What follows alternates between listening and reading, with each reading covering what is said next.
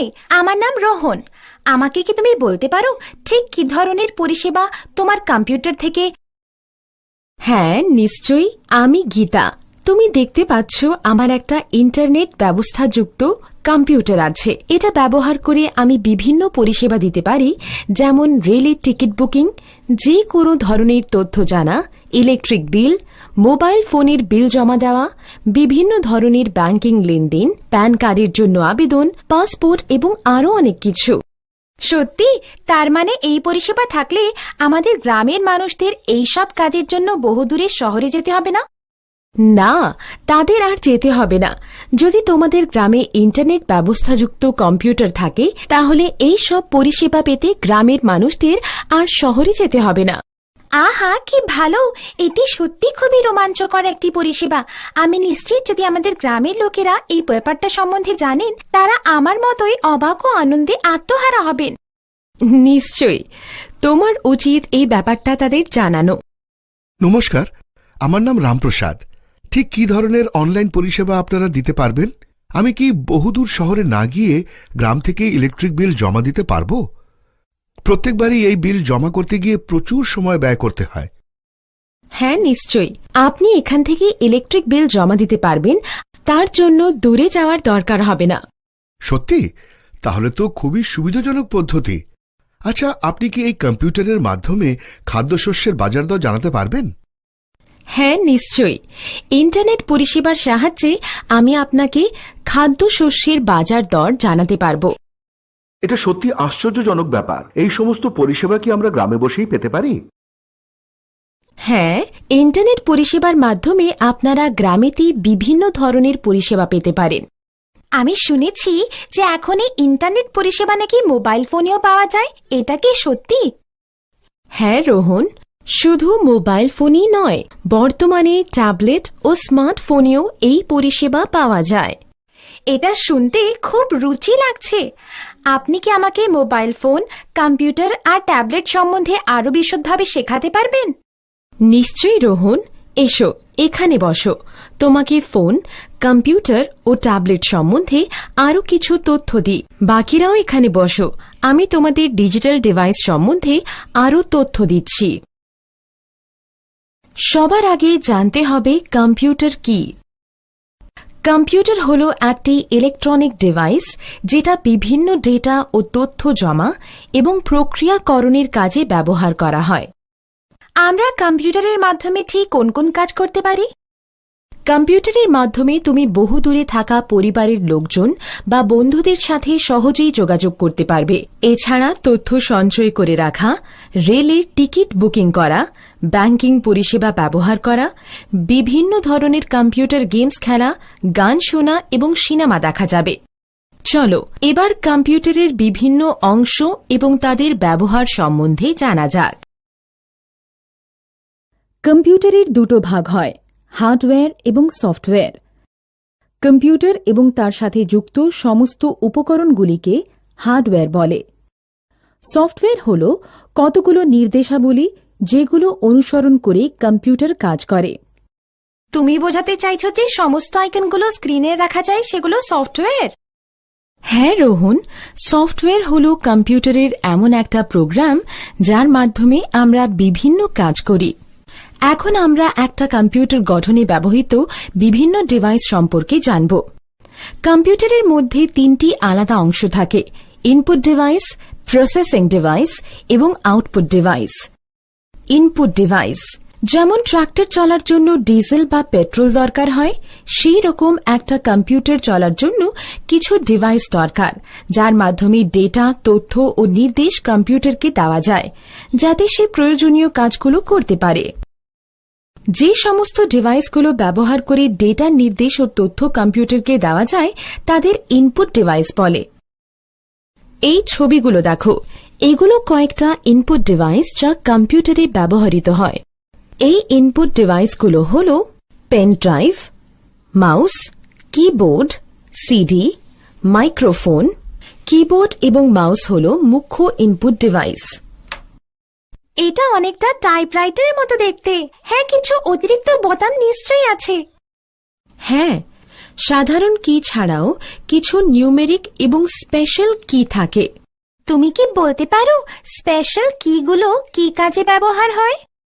Numeric কিপ্যাডগুলো দিয়ে ঠিক ক্যালকুলেটরের মতো আমরা সংখ্যা টাইপ করি। এগুলো ন্যাভিগেশন কি, যার সাহায্যে আমরা কার্সারকে মনিটর স্ক্রিনে এক জায়গা থেকে অন্য জায়গায় নিয়ে যেতে পারি। পেজ আপ কি স্ক্রিনে টেক্সটের দৃশ্যমান অংশকে এক স্ক্রিন নিচে তথা কার্সারকে এক স্ক্রিন উপরে সরাতে ব্যবহৃত হয়। পেজ ডাউন কি স্ক্রিনে টেক্সটের দৃশ্যমান অংশকে এক স্ক্রিন উপরে তথা কার্সারকে এক স্ক্রিন নিচে সরাতে ব্যবহৃত হয়। ডকুমেন্টে কার্সার বর্তমানে যে লাইনে আছে সেই লাইনের প্রথমে কার্সারকে নিয়ে যেতে হোম কির সাহায্য নেওয়া হয়। ডকুমেন্ট কার্সার বর্তমানে যে লাইনে আছে সেই লাইনের শেষ কার্সারকে নিয়ে যেতে এন্ড কির সাহায্য নেওয়া হয়। এই তিনটি কিকে এডিটিং কি বলে। এগুলোকে দিয়ে ডকুমেন্টের টেক্সটকে এডিট করা হয়। অধিকাংশ টেক্সট এডিটিং প্রোগ্রামে ইনসার্ট বোতাম ইনসার্ট মোড থেকে ওভাররাইট মোডে এবং ওভাররাইট মোড থেকে ইনসার্ট মোডে যেতে সাহায্য করে। কোন টেক্সটে এডিটিং প্রোগ্রামে ডিলিট বোতাম কার্সারের বর্তমান অবস্থানের ডান দিকে থাকা অক্ষর মুছে দেয়। ব্যাকস্পেস কার্সারের বর্তমান অবস্থানের বাম দিকে থাকা একটা অক্ষর মুছতে ব্যবহৃত হয়। এই চারটে কি কোন কাজে ব্যবহৃত হয়? এই চারটি কিকে ডিরেকশনাল কি বলে। টেক্সট এডিটিং প্রোগ্রামে আপ অ্যারো কি কার্সারকে উপর দিকে নিয়ে যায়। টেক্সট এডিটিং প্রোগ্রামে ডাউন অ্যারো কি কার্সারকে নিচের দিকে নামায়। লেফট অ্যারো কি টেক্সট এডিটিং প্রোগ্রামে কার্সারকে বাঁ দিকে নিয়ে যায়। টেক্সট এডিটিং প্রোগ্রামে রাইট অ্যারো কি কার্সারকে ডান দিকে সরায়। তুমি কি F1 থেকে F12 কিগুলো দেখতে পাচ্ছ? এগুলোকে ফাংশনাল কি বলে। এই কিগুলোর কাজ নির্দিষ্ট এবং নির্ধারিত, যা প্রোগ্রামের ওপর নির্ভরশীল।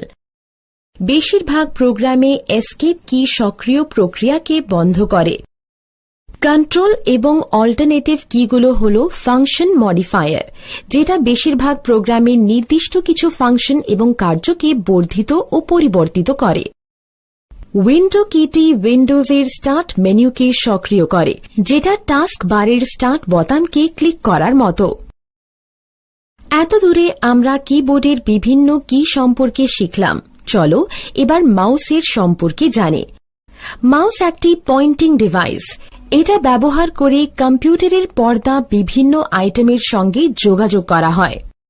যখনই তুমি মাউসকে নাড়াবে তখনই তুমি পর্দায় দেখতে পাবে যে একই দিকে একটা অ্যারো সরে যাচ্ছে। এই অ্যারোটা হল পয়েন্টার।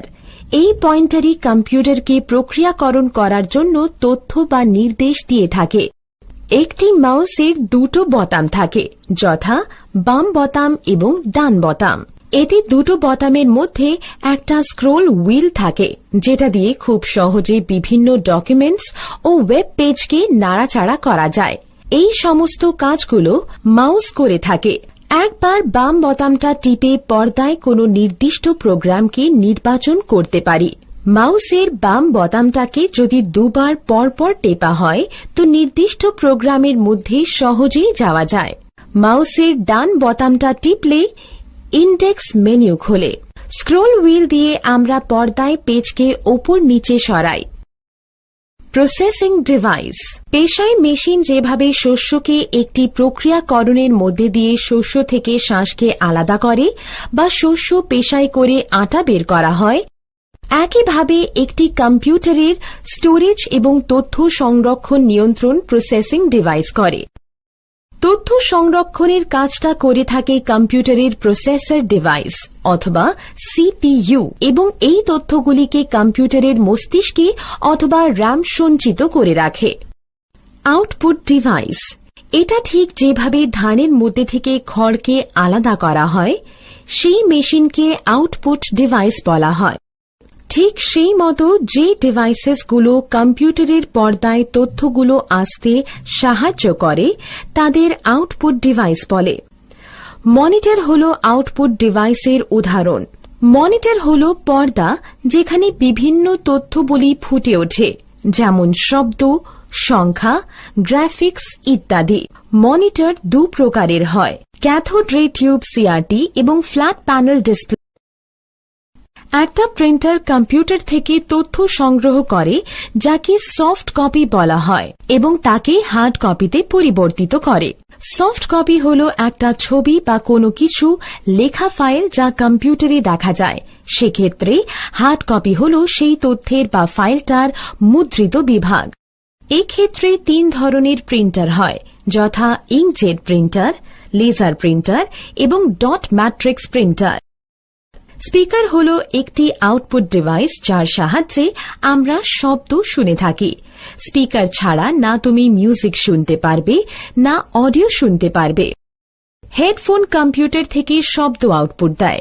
এরা স্পিকারের মতো কাজ করে, এটাকে কানে পড়তে হয়, তবে হেডফোনের সাহায্যে একসময়ে একজন ব্যক্তি শব্দ শুনতে পারে। প্রজেক্টর হল একটা আউটপুট ডিভাইস যা কোনো রকমের তথ্য অথবা কোনো ছবি মসৃণ দেওয়ালের ওপর প্রতিফলিত করে।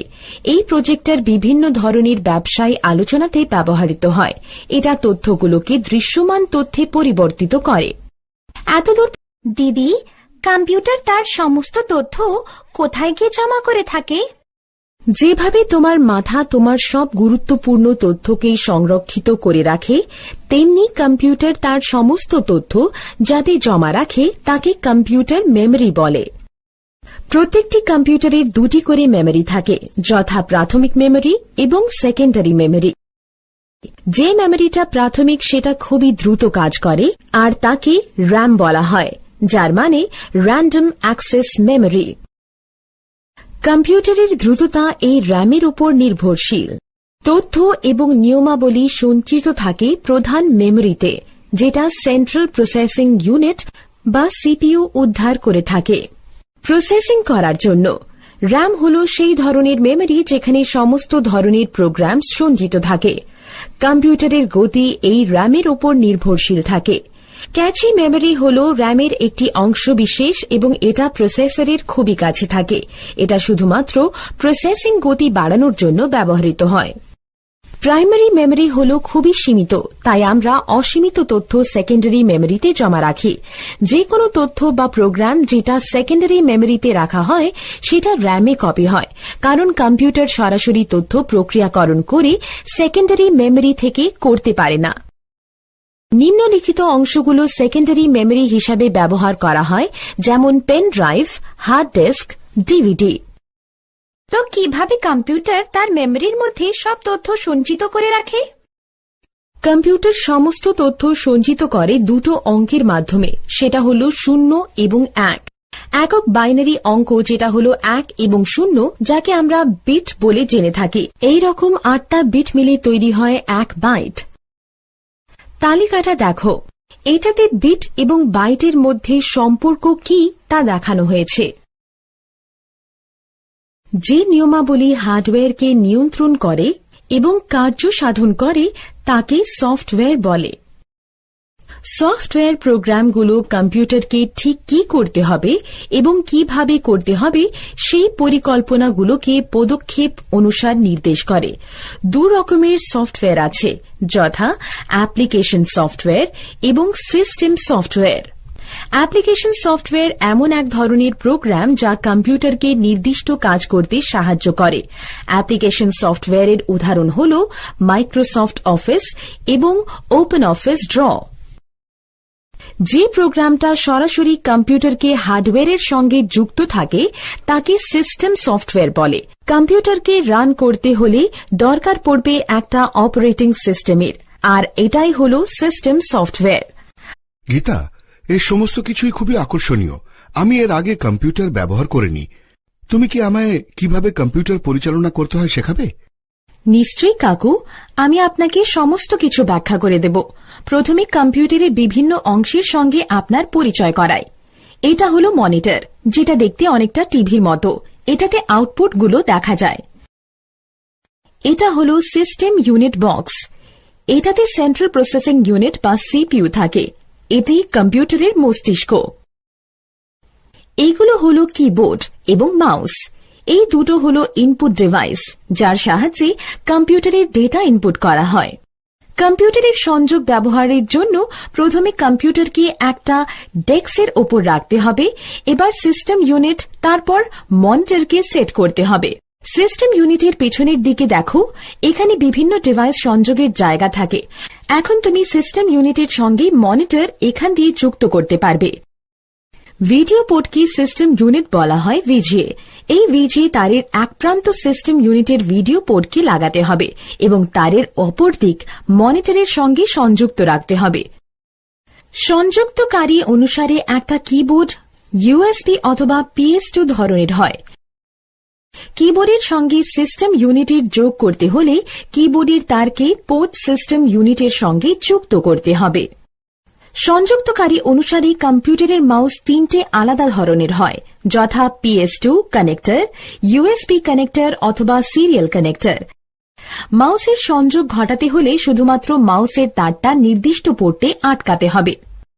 এইভাবে তুমি যদি চাও একটা প্রিন্টার কম্পিউটারের সঙ্গে সংযোগ করতে পারো, শুধুমাত্র তারটার মধ্যে যে কোনো একটি সঙ্গে যুক্ত করে নিন, যেমন প্যারালাল পোর্ট অথবা USB পোর্ট।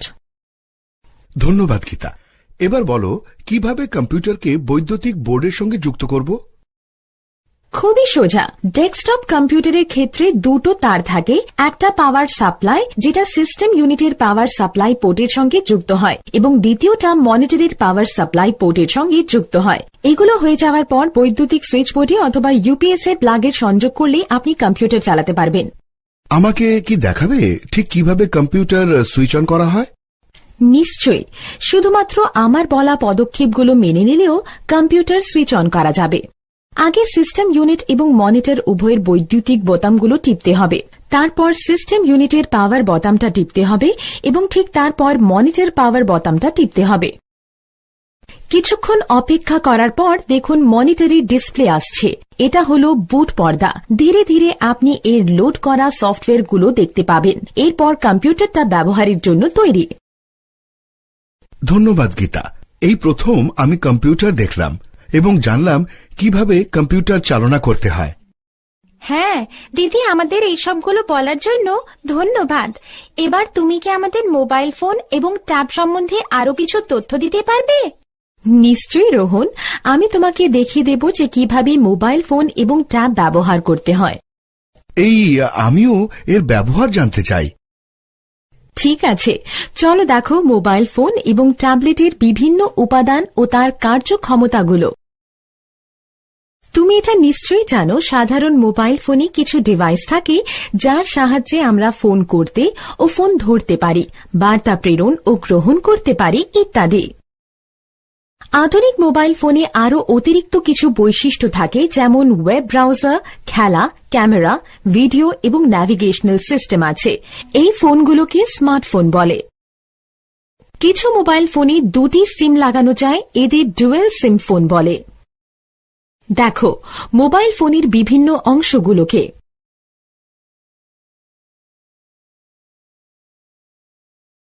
গীতা, তুমি কি দেখাতে পারবে যে কিভাবে সিম কার্ড লাগাতে হয় এবং ব্যাটারি কিভাবে লাগাতে হয়? নিশ্চয়ই কাকু, কিছু পদক্ষেপের মাধ্যমে এটা হয়ে যাবে। প্রথমে ফোনের সুইচটা অফ করতে হবে এবং পিছনের দিকের ঢাকনাটা খুলতে হবে। তারপর যদি ফোন ব্যাটারিটা থাকে তাহলে সেটাকে বের করে নিতে হবে। তারপর সিমটাকে সিমের জায়গায় লাগাতে হবে। এবার ফোনের ব্যাটারিটাকে লাগিয়ে দিন আর ঢাকনা লাগিয়ে ফোনটাকে চালু করুন। ধন্যবাদ গীতা। আমি ফোনে চার্জ দেওয়ার সময় কিছু সমস্যার সম্মুখীন হই। চিন্তা করবেন না, শুধু আমি যা যা করতে বলছি সেইভাবে ব্যাটারি চার্জ দিন, তাহলে কোনো অসুবিধা হবে না। প্রথমে দেওয়ালের বৈদ্যুতিক পয়েন্টে চার্জারের প্লাগটা লাগাতে হবে। তারপর চার্জারটা মোবাইল ফোনের সঙ্গে যুক্ত করতে হবে। শেষে যখন আপনার মোবাইলের ব্যাটারি ফুল দেখাবে তখন চার্জারটা খুলে নিতে হবে। দাঁড়াও, এবার তোমাদের শেখাবো কিভাবে ফোন লক করতে হয় এবং কিভাবে আনলক করতে হয়। আমাদের বোতাম লক কেন করতে হয়? কাকু, এটা সবসময় ভালো যখন আপনি অনেকক্ষণ ধরে ফোনটা ব্যবহার করবেন না, তখন ফোনের বোতামগুলো লক করে রাখা উচিত। যদি ফোন লক করতে চান তো প্রথমে মেনুতে যেতে হবে এবং স্টার বোতামটা টিপতে হবে। কিভাবে আবার আনলক করব? আনলক করতে শুধুমাত্র আনলক বোতামটা টিপতে হবে এবং তার সঙ্গে স্টার বোতামটা টিপতে হবে। আমার এটা নতুন মোবাইল, আমি জানি না যে কিভাবে এর বৈশিষ্ট্যগুলো দেখতে হয়। তুমি বৈশিষ্ট্য জানতে চাও? প্রথমে মেনু বোতামটা টিপতে হবে অথবা স্পর্শ করতে হবে। ফোনের যা যা বৈশিষ্ট্য আছে সব দেখা যাবে। যদি তুমি আবার আগের জায়গাতে যেতে চাও তো ব্যাক বোতামটা ক্লিক করতে হবে। তারপর আবার হোম স্ক্রিনে যেতে হলে হোম আইকনটা স্পর্শ বা হোম বোতামটা টিপতে হবে। যদি তুমি ফোনের রিংটোন বদলাতে চাও তো কিছু পদক্ষেপ আছে। যদি সাধারণ ফোন হয় তো প্রথমে মেনু বোতামটি নির্বাচিত করতে হবে এবং তারপর সেটিংসে যেতে হবে। তারপর টোনস নির্বাচিত করতে হবে এবং তারপর স্ক্রল করতে হবে রিংটোন পর্যন্ত। এরপর স্ক্রল করে গ্যালারি খুলতে হবে। রিংটোনের একটা তালিকা এসে উপস্থিত হবে। তুমি এর মধ্যে থেকে রিংটোন বেছে নিয়ে ওপরে ক্লিক করতে পারো। টাচ স্ক্রিন ফোনের ক্ষেত্রে প্রথমে হোম আইকনটাকে স্পর্শ করতে হবে এবং তারপর মেনু কিটি, তারপর নিজস্বকরণ কি, তারপর সেটিংস, প্রোফাইল সেটিংসে স্পর্শ করতে হবে। তারপর রিংটোন অপশন অথবা নোটিফিকেশন রিংটোনে যেতে হবে। তারপর স্ক্রল করে রিংটোনের তালিকা দেখতে হবে এবং যে রিংটোনটি পছন্দ বা ব্যবহার করতে চাও নির্বাচন করে নাও। আমি অ্যালার্ম দিতে চাই ফোনে, তো কিভাবে দেব? তুমি কি আমাকে সকালে অ্যালার্ম সেট করার জন্য সাহায্য করতে পারবে? আপনি এটা নিজেই করতে পারবেন। এই স্টেপগুলো অনুসরণ করুন। সাধারণ ফোনের ক্ষেত্রে আগে মেনুতে যেতে হবে, তারপর অ্যাপ্লিকেশন এবং সেখান থেকে অ্যালার্ম ক্লক, তারপর সময় সেট করে নেওয়ার পর সেভ বোতামটা টিপুন। যদি চান যে অ্যালার্মটা পুনরাবৃত্তি হোক তাহলে রিপিট ডেজ অপশন নির্বাচন করুন, তারপর দিন নির্ধারিত করে ডান বোতামটা টিপুন। আর যদি টাচ ফোন হয় সেক্ষেত্রে প্রথমে মেনু স্পর্শ করুন, তারপর ক্লকে স্পর্শ করুন, অ্যালার্মে স্পর্শ করতে হবে, তারপর অ্যালার্ম স্পর্শ করুন, এরপর অ্যালার্ম টাইম দিন এবং সেভ করুন। দিদি, তুমি কি এখন আমায় ট্যাবলেট সম্পর্কে শেখাবে? হ্যাঁ নিশ্চয়ই, আমি এটাতেই আসছিলাম। ট্যাবলেট হল এক প্রকার ডিভাইস যা স্মার্টফোন, ল্যাপটপ অথবা কম্পিউটারের মতোই কাজ করে থাকে। বর্তমানে ট্যাবলেটস হল খুবই কার্যকরী, কারণ এটা ব্যবহার করা খুবই সহজ এবং এটাতে অনেক বৈশিষ্ট্য আছে। এর সাহায্যে ইন্টারনেট করা যায়, ইমেল দেখা যায়, বিভিন্ন রকমের খেলা, ভিডিও, বই আরো অনেক কিছু ডাউনলোড করা যায়। ট্যাবলেটের বিভিন্ন রকমের হয়, কিছু এখানে বলা হয়। বুকলেট হল একটা সাধারণ ট্যাবলেট যেটা দেখতে অনেকটা বইয়ের মতো। এর দুদিকে দৃশ্যিত এবং দুটি পর্দায় স্পর্শ করে কাজ করা যায়। এই ডিভাইসে হাতের লেখা চেনার সফটওয়্যার আছে, ঠিক যেভাবে আমরা খাতায় লিখে থাকি। স্লেট হল সবচেয়ে সাধারণ এবং পোর্টেবল ধরনের ট্যাবলেট পিসি, যেটা সাধারণত ব্যবহার করা হয়ে থাকে সিনেমা দেখার জন্য, ইন্টারনেটে ব্রাউজ করার জন্য, ভিডিও কল এবং বন্ধুদের সঙ্গে চ্যাট করার জন্য। কনভার্টেবল বা পরিবর্তনযোগ্য ট্যাবলেট, এটা দেখতে ল্যাপটপের মতন, শুধু এর একটা বড় পার্থক্য হল যে এইটা স্পর্শবর্তী স্ক্রিনযুক্ত যা 180 ডিগ্রি পর্যন্ত ঘুরতে পারে। হাইব্রিড ট্যাবলেট হচ্ছে স্লেটের থেকে বেশি বৈশিষ্ট্যপূর্ণ ট্যাবলেট। এটাতে কিবোর্ডটা খোলা পড়া যায়, যে কিবোর্ডটাকে স্লেট ট্যাবলেটের সঙ্গে আটকে কাজ করা যায়। যে কোনো ট্যাবলেটকে কিবোর্ডের সংযোগ করে পরিবর্তনযোগ্য পিসিতে পরিণত করা যায়। আর এক ধরনের ট্যাবলেট দেখা যায় যেটাকে রাগড ট্যাবলেট বলে। এই ট্যাবলেট তারাই ব্যবহার করে যারা কোনো কঠোর কাজ সঙ্গে যুক্ত থাকে। এর মধ্যে আছে শক প্রুফ ইন্টারনাল হার্ড ড্রাইভ এবং সংরক্ষিত সেল। তোমার এটা জেনে রাখা উচিত যখন এই রকমের ডিভাইস তুমি ব্যবহার করবে তার আগে 6 থেকে 8 ঘন্টা ব্যাটারি চার্জ দিয়ে নিতে হবে। কিভাবে ব্যাটারি চার্জ করতে হয়? বলছি কিভাবে করতে হয়। প্রথমে চার্জার একদিকে ব্যাটারিতে এবং অন্যদিকে বৈদ্যুতিক প্লাগে পয়েন্টে দিয়ে দিতে হবে। এইবার ডিভাইসটা সক্রিয়ভাবে চার্জ শুরু করবে। পুরো চার্জ হয়ে যাওয়ার পর চার্জার খুলে দিতে হবে। যদি তুমি ব্যাটারির শক্তি ক্ষমতা বাঁচাতে চাও তো প্রথমে স্ক্রিনের পাওয়ার সেভ বোতামটি টিপে অফ করতে হবে এবং স্ক্রিনটাকে লক করতে হবে। ঠিক একইভাবে তুমি পুনরায় ডিভাইসটাকে আবার আগের জায়গায় আনতে পারবে। ডিভাইস বন্ধ করার সঠিক পথটা কি? লক্ষ্য করো, আমি বলছি ঠিক সেইভাবে করবে। প্রথমে পাওয়ার বোতামটাকে বেশ কিছুক্ষণ টিপে রাখতে হবে, তারপর একটা মেনু দেখাবে যে তুমি সত্যি ডিভাইসটা বন্ধ করতে চাইছো। তারপর পাওয়ার অফ করলে ট্যাবলেট অফ হয়ে যাবে। একটা ট্যাবলেটের হোম স্ক্রিন হল ট্যাবলেটের শুরুর জায়গা। এখান থেকে সব অ্যাপ্লিকেশন বৈশিষ্ট্য জানা যায়। তুমি হোম স্ক্রিনকে নিজের মতো তৈরি করতে পারো, আইকন, শর্টকাটস এবং ফোল্ডারের সাহায্যে রাখতে পারো। স্ক্রিনটাকে ডান দিকে ও বাম দিকে সুইপ করে অতিরিক্ত দৃশ্য দেখা যায়। এতক্ষণ ধরে শিখলে কিভাবে কম্পিউটার, মোবাইল ফোন এবং ট্যাবলেট ব্যবহার করা হয়। চলো এবার এই সম্পর্কিত কাজগুলো করি।